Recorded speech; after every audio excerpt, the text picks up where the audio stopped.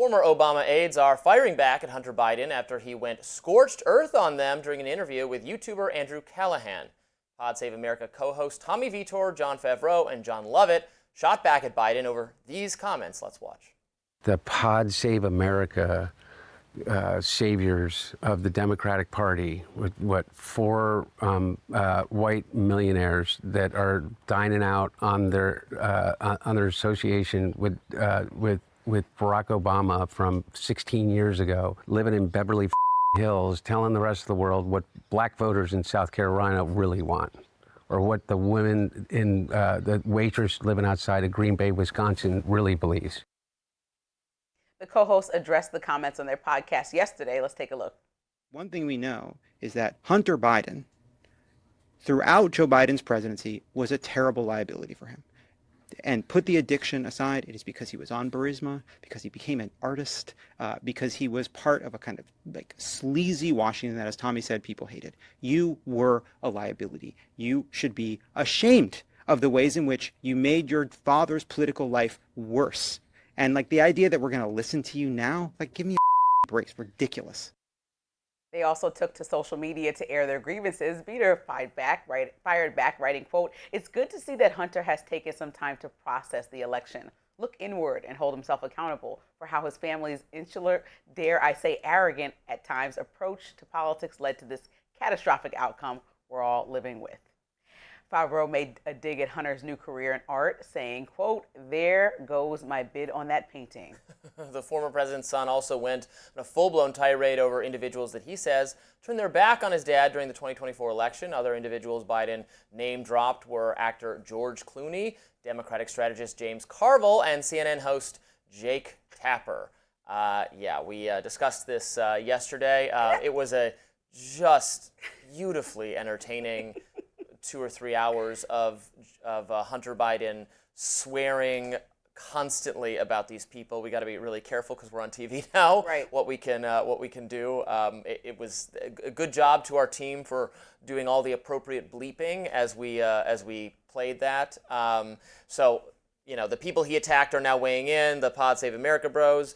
I don't care for them very much either. I will say, as entertaining as it was to watch Hunter Biden attack them and others, they are absolutely correct that Hunter Biden was a liability for his dad, that made Joe Biden's reelection less likely, that got his dad into all sorts of embarrassing stuff, not just because of the drug abuse issues, which I'm sympathetic to. I know people who've struggled with addiction. It's hard. I don't want to crucify him for that. I think some of the legal issues he had over that and the gun I didn't care about so much. I did care about the tax evasion and then the influence peddling, allegedly, was what we really would have wanted to get more information on.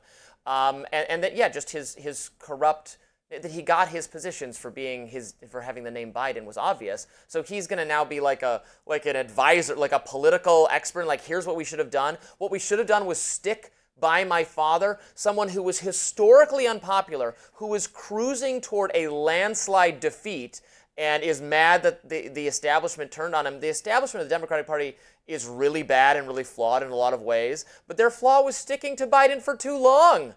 I mean, he was going to lose by a landslide.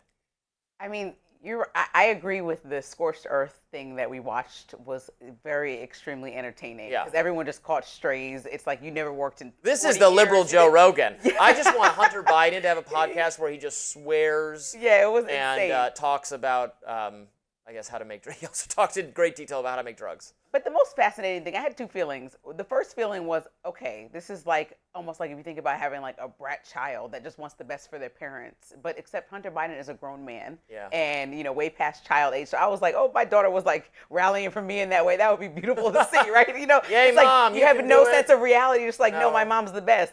But at the same time, it's like, Hunter, you have to just step back and be aware. Just look around at your privilege and your life and the lens with which you speak from. Have you no self-awareness to look into this moment as your dad is not only struggling to fight for what his legacy will be because of all the reports that came out about his health now, about the current unfortunate cancer diagnosis and all the things your family is going through, with your mom being the rock of the family, but you're coming out and just making it worse. You're just making it worse. Some part of me believes, because there is always a chance that Biden wanted wanted him to say this. But I think a lot of me believes that this is never where he wanted him to do. He doesn't want him to go on a PR campaign on his behalf. I think he just wants people to leave him alone at this point and stop trying to look back at his presidency and continue to point to what may or may not have went wrong. And there has to be an opportunity for Democrats to like disassociate a bit from Biden and figure out what their next strategy is. And the more that we have conversations with people like Hunter Biden, the more that Biden's name continues to come up, because Republicans already do it enough. Trump already does it enough. We don't need to continue to bring up Biden for every single thing. There's a new wave and opportunity to build what that wave will look like. And Hunter is unfortunately in the way and very arrogant in this behavior, I think, knowing all the circumstances that just surrounded him, from the drama he might have caused for his dad's life, but also the fact that you recently got pardoned. So also maybe just sit tight for a minute, be a little quiet, have a quiet moment at home. This is just kind of like, you know, the funniness, once that wears away, it's a little bit embarrassing. So the audacity to accuse Tommy Vitor and Jon Favreau and John Lovett of only being important or influential because of their association with Barack Obama, of like riding Barack Obama's coattails. The audacity. That's what I said, self-awareness. Biden owes his entire elevation to the presidency due to being picked, selected, taken out of not exactly obscurity. He was a long presence in the Senate, but he was one senior Democratic statesman among many, elevated to the role of the number 2 guy by Barack Obama. Right. His ties to Barack Obama are what got him to the presidency in the first place.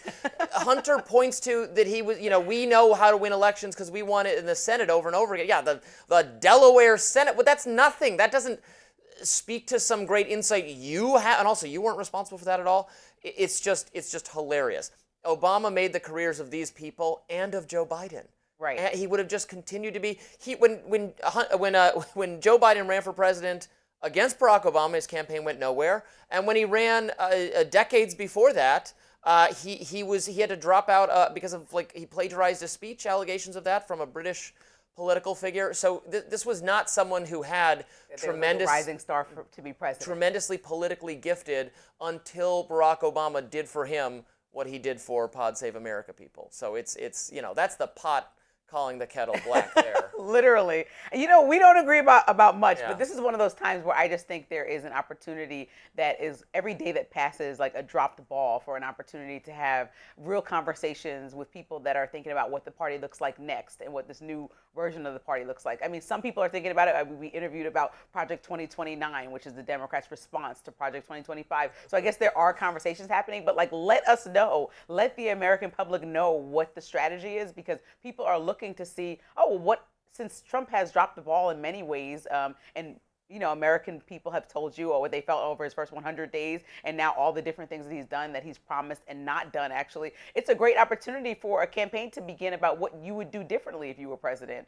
And we're not hearing anything, or what you would do differently if you ran Congress, and we're not hearing much. So that's unfortunate. Well, I don't think we've moved out of the Hunter Biden phase yet. He seems quite happy to go on podcasts. We should have him on Rising. I would love to have Hunter on here. We'll have our people call your people, and we'll set it up. That would be lovely. Next up on Rising, Speaker Mike Johnson is shutting down the House early just to avoid a vote on the Epstein files. Don't go anywhere.